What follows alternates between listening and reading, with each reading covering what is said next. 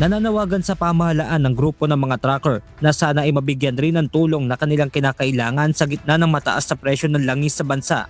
Ayon sa grupong Truck Drivers Philippines, hindi lamang mga PUV drivers at delivery riders ang apektado ng energy crisis, kundi maging sila mga trucker.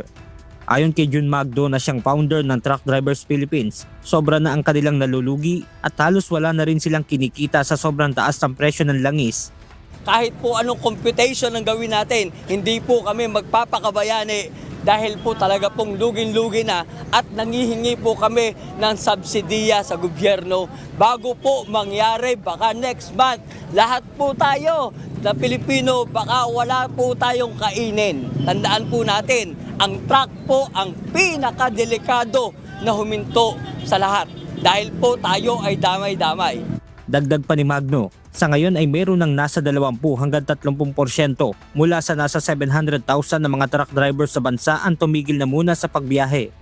Ang sabi ko nga po, 30 to 40% po ang diesel cost namin. Kahit po maglagay kayo ng toll, nabawasan kami ng discount sa toll, wala po, hindi po namin mararamdaman. Dahil po iba po ang jeep, iba ang truck.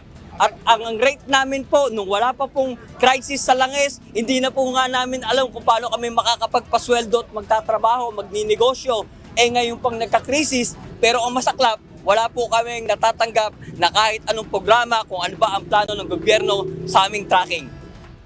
Giit pa ni Magno, kung titigil sila sa pagbiyahe, may posibilidad na magkaroon ng krisis sa pagkain dahil sa kanila umaasa ang mayorya ng delivery services. Kaya naman napapanahon na nila para magkaroon din ng programa ang pamahalaan para sila ay matulungan. Nagbabakasakali sila na bumalik sana, pero ito pong problema sa krisis ng langis ay long term. So kailangan po natin dito ng gobyerno long term solution din.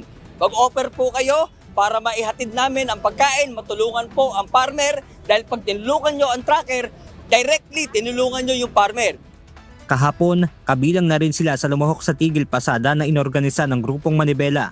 Ayon sa founder ng TDP, nais din nilang makipag-usap kay Pangulong Ferdinand Marcos Jr. patungkol sa issue ng overloading.